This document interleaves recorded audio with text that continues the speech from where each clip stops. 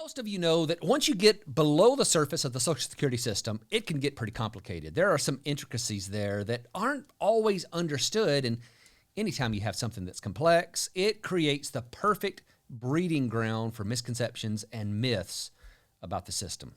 Now, there's a lot of myths about Social Security that aren't going to cause any real harm. For example, some believe that the Social Security system was first set up as an optional program.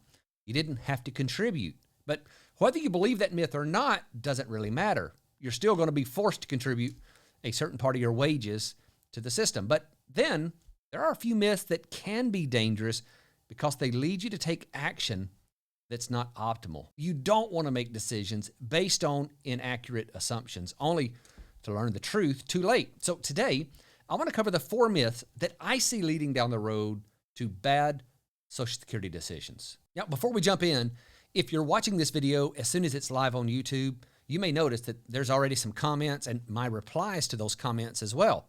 So how did that happen? Well, that's because I released this video early for members of my Insiders Club. The club members can not only watch before everyone else, but they can leave comments, and I always respond to every comment in the early release period too. If you want to find out more about how to join, there's a link in the description, or you can just simply visit devincarroll.com.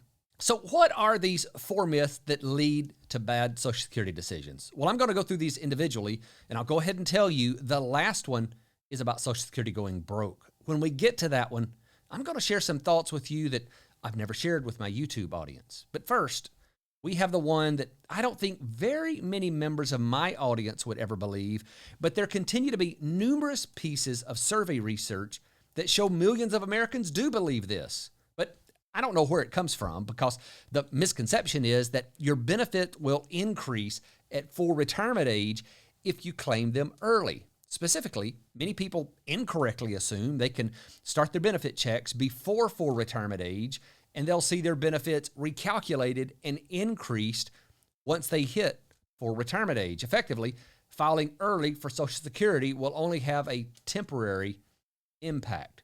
So don't buy into this myth, or you could end up with a check that's permanently reduced and with a lot less retirement money than you had planned on. The truth is that once you've accepted a reduction in benefits due to claiming early, they will always be lower than the benefits you would have gotten if you would have waited. The early filing penalties are permanent, and while you do get the same periodic cost of living adjustments any other retiree would to help your benefits keep pace with inflation, there is no additional bump up in benefits. The only way to get back to receiving your standard benefit after an early claim is to rescind it within 12 months of first filing for benefits and to pay back all of the income that you'd received to date. The second myth is that your benefits are based only on your wages that you've earned up to your full retirement age. Now, I know that how your Social Security benefit is calculated can seem mysterious, but it's important to know that your benefit is calculated based on your highest 35 years of inflation-adjusted earnings. It doesn't matter how old you are when those earnings happen. If they were covered by Social Security, meaning that you paid Social Security taxes, they will be included in the list. And this is the case even if you go back to work after filing for benefits. Now, this myth was probably started because your primary insurance amount, or PIA, that's the amount of retirement benefits you can receive at full retirement age, that's calculated in the year you turn 62. But on an annual basis, your earnings record is examined to see if you have any new earnings that would replace the lowest year in that high 35 list. And if it does, your benefit will go through a recomputation process, and a new higher benefit will result. And just a quick side note on this list of high 35 years, don't discount your early earnings years. Remember, your prior earnings are indexed for inflation before they are considered as part of your high 35 years. And if you look at the inflation factors that are used, that inflation multiplier can get pretty big. So for example, if you're turning 62 in 2022, the inflation factor applied to your earnings when you were 18 would be about 5.3. So whatever your actual earnings were in that year, you'd multiply them by 5.3 before they were considered for inclusion in the list of highest 35 earnings years. Now, if you want to see your specific indexing factors, I'll link up a Social Security page that shows you exactly what they are. At the bottom, where it asks for year of eligibility, be sure to put in the year you turn 62. Next up is the myth that full retirement age is 66. I still meet some people who think it's 65. And I can understand why 65, 66, 67. I know why that causes confusion. The full retirement age was originally set at 65 from the birth of the Social Security system all the way to the amendments of 1983. But they didn't change it all at once. Instead, they phased in the changes based on your year of birth. Now, they did this to avoid alienating voters, but the result has been confusion. It's really important, though, to understand that your specific full retirement age, because this is the age that you can get your full benefit amount. And if you file before your full retirement age, there are early filing penalties that will reduce your benefits and the benefits available to your survivors as well. And if you file after your full retirement age, your benefits are going to be increased. So here's a quick refresher. If you were born between 1943 and 1954, your full retirement age is 66. And then it increases by 2 months for every year up until 1960, where the full retirement age is currently set at 67. And a quick side note on the full retirement age, I would look for this to change as changes are made to the Social Security system. We do have a looming shortfall, and any bipartisan solution is likely going to increase the full retirement age. So unfortunately, there's probably more confusion ahead. And the last myth that can hurt you is the misconception that Social Security is going broke.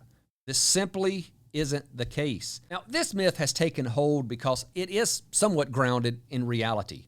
The issue is that the Social Security has a trust fund, which the most recent trustees report revealed is expected to be out of money as early as 2033. Because the trust fund is in trouble, future retirees often believe money won't be available to pay their Social Security benefits by the time they reach retirement age. The truth is that workers continually pay taxes to fund Social Security, as well as retirees that have incomes above certain levels. And the revenue collected from those taxes is enough to pay out about 76% of promised benefits, according to that trustees report. So while a benefit cut would need to occur if the trust fund ran out and no changes were made by lawmakers, retirees would still get most of their expected income.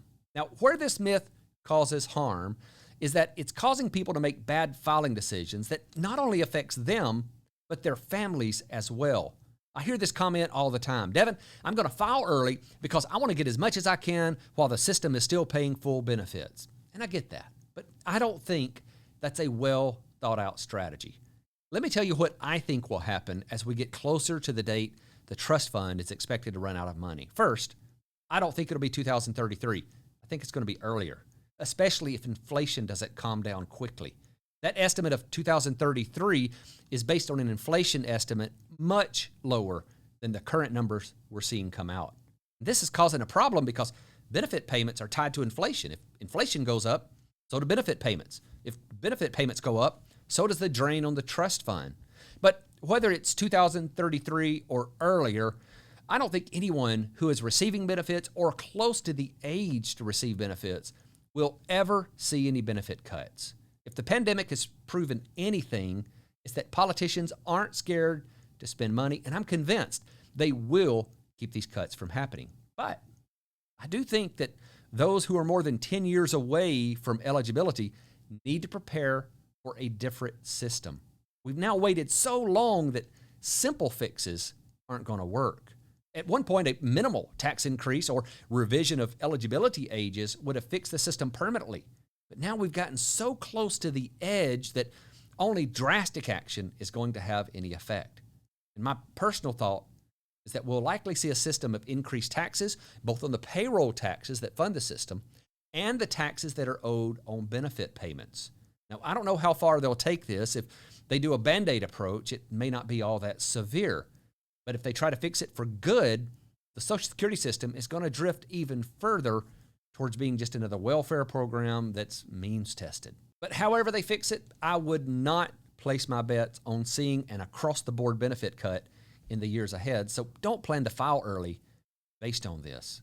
So now that you know the truth about these big four myths, you won't make misguided Social Security decisions based on them and can instead make informed decisions that maximize your income in the long run. And on the subject of maximizing your income, you need to know that there are some cases where you can receive a lump sum Social Security payout. Now, this could seem really attractive, and in this video, I'm going to walk you through when this is possible and if you ought to accept this offer. Just click this, and I'll see you there. Thanks for watching.